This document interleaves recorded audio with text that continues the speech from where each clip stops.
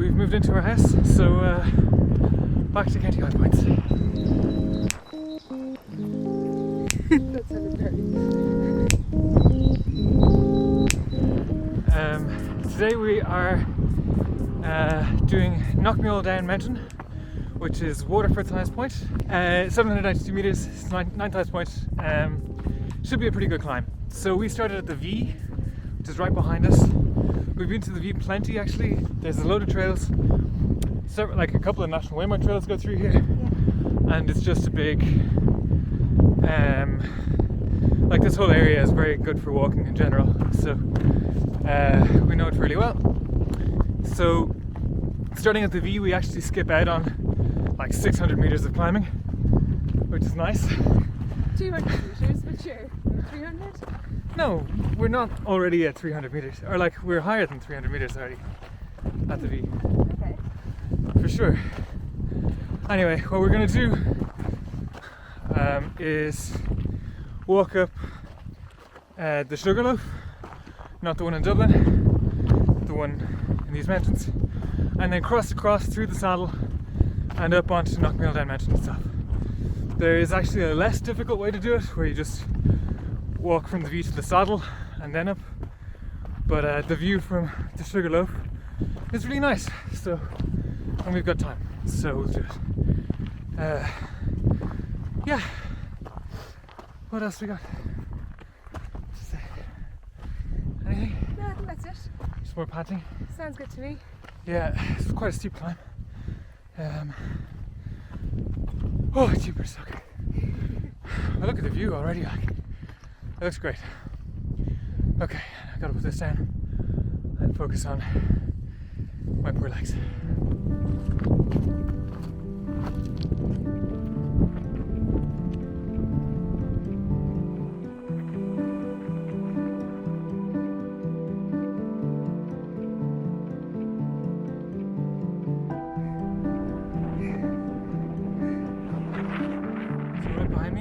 That there is the top of the Sugarloaf.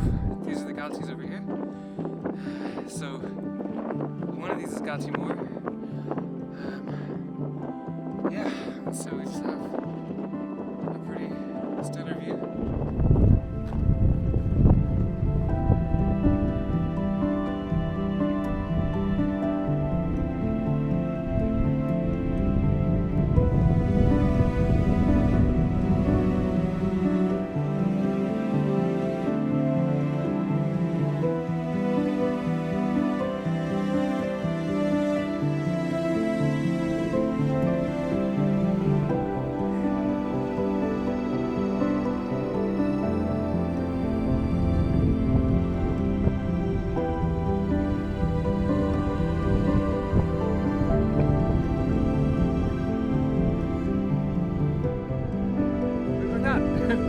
So that's it up there.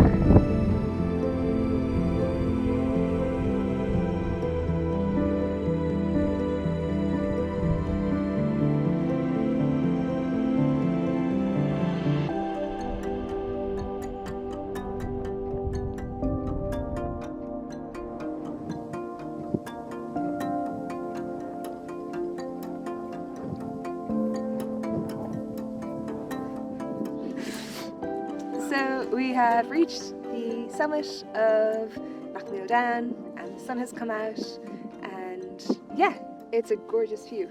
Yeah, it's really, really nice. Yeah, these mountains are incredible for views. Yeah, yeah, really, really is. The second half from the Sugarloaf to here was Easy. much easier half of the hike. Yeah, no, it's great. It's really, really nice. Yeah, we're gonna take the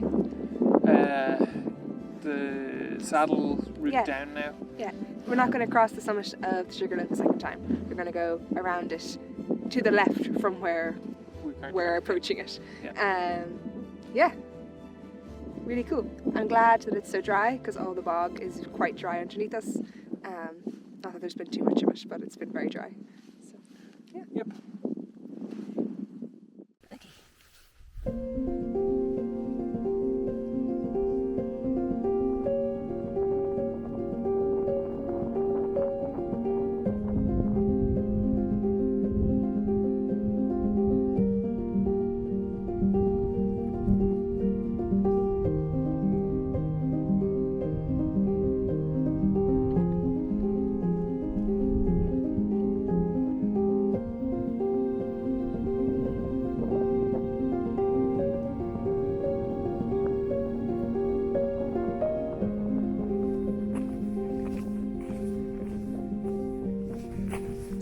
for this high point, I am wearing my usual Merrell. These are actually the Moab Speeds. Yeah. The Merrell Moab Speeds. Normally I just wear Merrell Moabs, the normal kind, but these are the ones I have right now. And they're pretty good for this. The conditions are great today, so there's no water on the ground or anything like that. So the waterproofing that has gone on these shoes, like it always does, hasn't affected me too much.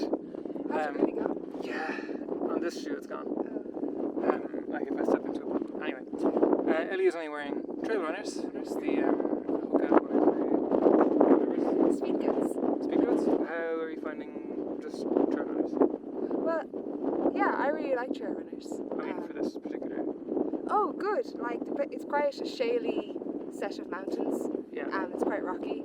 So if you're doing this in a group, you really should walk spread out because it's pretty easy to kick a rock behind you. yeah. Yeah. So like I feel confident on my feet, so I'm happy to wear trail runners. But other people might not like it because of how rocky and ankle twisty it possibly is. But yeah. I think also for the descent, you're going to want hiking poles, which we still haven't actually, like we've owned them for, I don't know, like a year? no, we've owned them for a few months. We've owned them for ages anyway, and we haven't actually used them properly yet. We just forget. We just forget because we've never used them, not properly. So when you're packing and you're kind of on autopilot, being like, Yeah, yes, just rain chuck everything jacket. out. Yeah, the usual stuff. Yeah, And it's just never there. we'll get there. Eventually. But anyway, for the descent, I'm pretty sure you're going to want those because there is so much loose rock. Yeah. It's handy to know where you're stepping. Yeah. But yeah.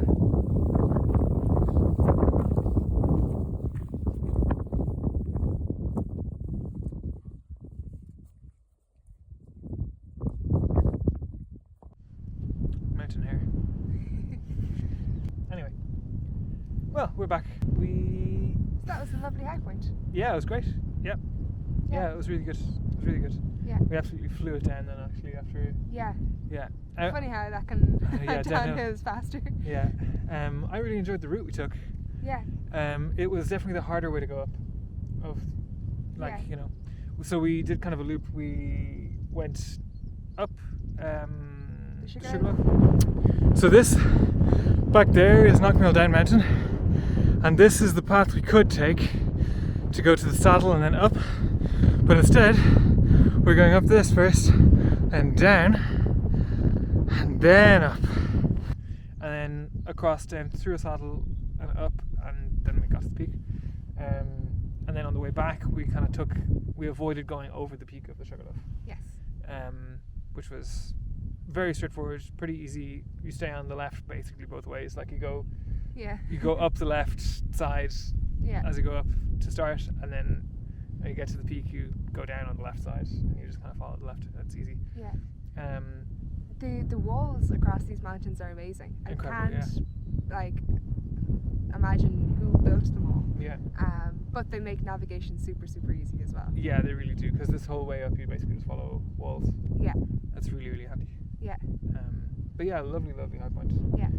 Definitely not one for buggies or strollers. No. But you could definitely drag an enthusiastic child up this, if you wanted to. Yeah, like one of those one of the child carriers. Yeah. Well, we know because our little hiker have done it. Indeed. Shout out to our little hiker on various social media platforms. Yes. Yeah, no, that was great. I really enjoyed that. Yes, not a beginner one, more like a intermediate. But I think it's a beginner enough hike. If the conditions are good, I think a beginner could hike this. Yes, Yeah. but if the clouds blew in the way they have on many of Absolutely. my previous hikes in these mountains, visibility gets really, really poor. Yeah, absolutely. Yeah, and they're very exposed mountains. It's nearly always windy. Yeah. So bring layers. Indeed. Yeah. Probably it's a beginner hike if you go with someone who knows the place. Yeah, and you take it slow. Exactly. Yeah. For us that was like 8.5, 9 kilometers the way we went. Probably would have been more like 8 if we had taken like the shorter route both ways. But yeah, really nice. Took us like 3 hours. Yeah, going super, super like comfy, Yeah, stopping 'cause to take pictures. and also stopping for me being utterly unfit. Sorry, it's ducks flying. Yeah, it was good. Yeah. I enjoyed that. Yeah. Views from the top are incredible. Views all around this place are amazing. Yeah. Tipperary Mountains have excellent views. Yes. So would recommend. Yeah, from like the majority of the hike, you can see the Galties, the Cummeras. Ballyhurras, if you're on the good. Yeah. day. Ballyhurras, once you're high enough to see behind the Galties, Sheemnaman. Yeah, you can see so many. Yeah. Yeah, it's really nice. It's really, really great. Definitely a hike for a good condition day if you can manage it. Yeah. I wonder if there's any hike that's not for good. No, Bad I'm condition day I'm hike. just joking. I'm just I hike joking. this. Isn't that the way with what's the one that everyone tells us always to do in Mayo? Nothing. There's like a trail there. Oh, the Bangor Eris Trail. The Bangor Eris Trail. Seemingly that is an exclusively bad condition trail. As in, There are no good conditions for it. It's always bad. Anyway, Yes. nice hike, good one. The 9th highest peak that we'll do. of the county high points, not of Of Ireland. the indeed. Okay. I think it's the 24th highest peak in Ireland. Oh, So that was good. that's lovely. Okay. Yeah. And see you in the next hikes. Oh, I do want to say a big thanks to patrons. Yes. Huge Um, thank you to our patrons who support us. Yeah, I'm so excited that we're getting to do all this stuff again. Yeah. And it's exclusively because of their support. So massive thank you. Yes.